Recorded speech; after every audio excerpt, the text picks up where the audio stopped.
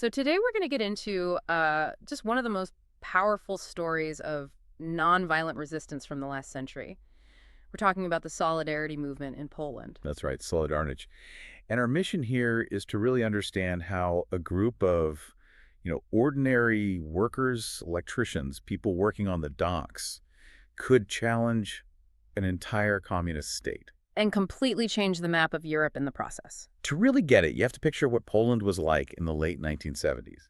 This was a country under a very, very strict communist government. And when you say strict, you mean they controlled everything. Everything, not just the army and the police. They controlled every factory, every newspaper, every farm. And crucially, they controlled the workers. The whole system was supposed to be for the workers, but the reality was, well, it was an economic disaster. It really was. People were dealing with food prices just constantly going up. You'd go to the store and there would be huge shortages of just basic things. And on top of that, terrible working conditions. But you couldn't complain.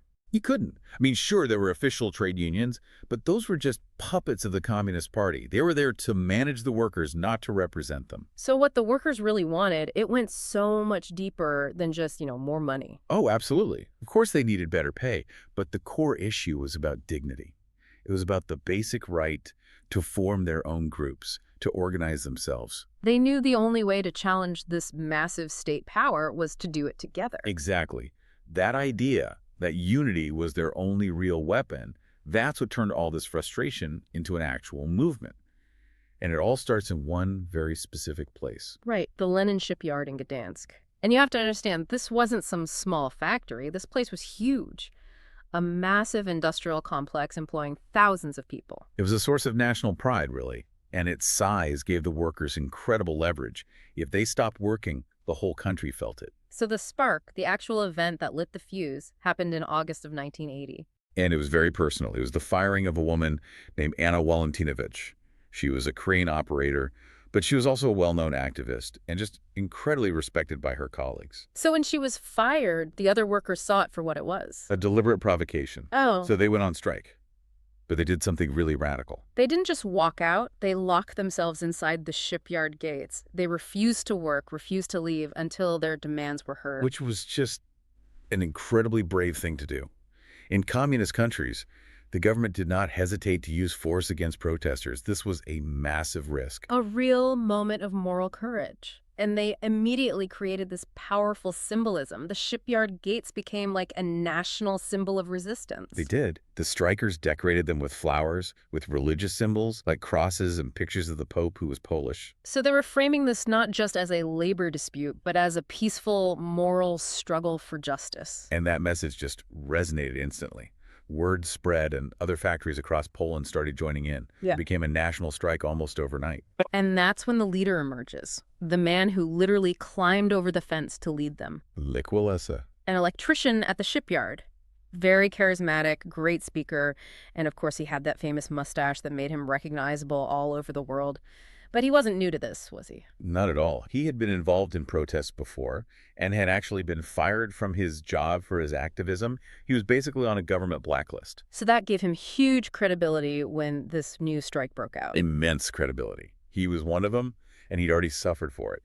So he sees the strike happening at his old workplace. He's not allowed in. So what does he do? He climbs over the fence. I mean, what a dramatic moment. He puts himself right back in the government's crosshairs to lead the negotiations. And that act just cemented him as the face of the movement. His leadership was absolutely critical. He insisted from day one that everything had to be nonviolent. Which was so important. It denied the government any excuse to just send in the tanks. And it earned them huge respect internationally.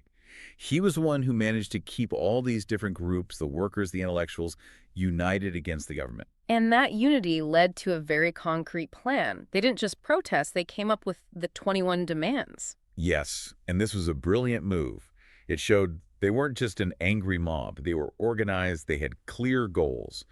They wrote the demands on these huge wooden boards and hung them on the shipyard gates for the whole world to see. When you actually look at that list, it's fascinating. Yes, they had economic demands, higher wages, lower meat prices. But that wasn't number one.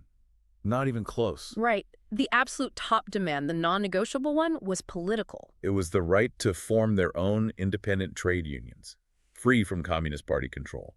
They were basically demanding that the government give up its monopoly on power. It was a direct challenge to the entire system. They were saying, we don't just want more food, we want our human rights. Precisely. They also demanded the right to strike, an end to censorship, the release of political prisoners. It was about creating a free society, not just getting a better deal at work. And all that pressure, the strike, the unity, the clarity of those demands, it worked. The government finally had to give in. On August 31st, 1980, they signed what's known as the Gdansk Agreement. Mm-hmm. It was unbelievable. For the first time ever in a Soviet bloc country, citizens won the legal right to form an independent organization. And the image of Walesa signing it is just iconic. He didn't use a regular pen. No, he used this giant oversized souvenir pen with a picture of Pope John Paul II on it. It was such a bold visual statement, a declaration of victory. And that victory just opened the floodgates. The new union was named Solidarnosc Solidarity. And the growth was just explosive. In less than a year, nearly 10 million people joined. 10 million. You have to remember, that was about a third of the entire population of Poland at the time. It's not a trade union at that point. No, it's a social revolution. It was teachers, artists, students, doctors, not just factory workers. They were building a kind of parallel society. They had their own newspapers, their own events. They created a space that the government couldn't control. And they had a very powerful ally helping them do it. The Catholic Church. The church was really the only major institution in Poland that the communists didn't completely control.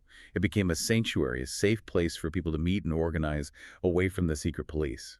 And of course, the fact that the Pope, John Paul II, was Polish himself, gave people incredible moral courage.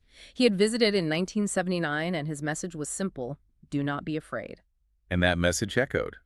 The church also acted as a kind of mediator when things got tense between Solidarity and the government. Yeah. And beyond that, there was huge support from outside Poland, too. Right. In Western Europe, in the U.S., people were watching this nonviolent movement with total admiration. Unions and other groups from around the world sent money, printing presses, supplies. All that international attention made it much harder for the Polish government to just, crush them. And that global recognition peaked in 1983 when Lech Walesa was awarded the Nobel Peace Prize. Which is a story in itself, because he didn't go to Norway to accept it. He was afraid to leave the country. He was terrified that if he left, the government wouldn't let him back in. They'd exile him to try and kill the movement. So his wife, Danuta, went and accepted the prize for him. It's just a chilling reminder of the constant threat they were all living under. And that threat was about to become very, very real. The government couldn't tolerate this challenge to its power forever. In December 1981, they made their move. They declared martial law. Which means the military took total control of the country. The goal was to smash Solidarity once and for all. And the crackdown was swift. Tanks appeared on the streets of major cities. They cut all the phone lines. They closed the borders. All public gatherings were banned. And they started rounding people up. Thousands of Solidarity members, including Walesa, were arrested and thrown in prison without a trial. Solidarity was officially outlawed. But you can't just erase an idea that 10 million people believe in. The movement didn't die. It went underground. And the resilience was just incredible. They held secret meetings in apartments, in churches. They built a whole network of secret printing presses to publish illegal newspapers and leaflets. They had little codes to show they were still loyal. People would flash the V for victory sign just with 2 fingers to each other on the street. And my favorite part is Radio Solidarity. Oh. It was this pirate radio station. Yeah. Incredibly dangerous work. A hit-and-run operation. Exactly. They'd hijack the state radio frequency for maybe a minute, broadcast a message of hope, and then pack up and move before the security forces could track them down. It just proved that the government could lock people up, but they couldn't kill the desire for freedom. The network survived. And it was crucial that it did, because by the late 1980s, the communist government was in deep, deep trouble. The economy was collapsing. They realized they couldn't fix it alone. They were governing a country that hated them, and they needed help. They needed a partner. So in 1989, they did something unthinkable. They invited the leaders of the illegal underground Solidarity movement to formal negotiations, the round table talks. A huge moment, and the main agreement they reached was revolutionary. They would hold new elections. Not entirely free, but partially free. For the first time, candidates from outside the Communist Party could run for office. This was the real turning point, the beginning of the end for communist rule in Poland, and really across all of Eastern Europe. The election results said it all. The Solidarity candidates won almost every single seat they were allowed to run for. It was a landslide. an absolute rejection of the old system. And that's the legacy. This movement, started by shipyard workers, led directly to a peaceful transition to democracy, and Lech Walesa went from climbing a fence to, in 1990, becoming the president of Poland. It's an amazing story.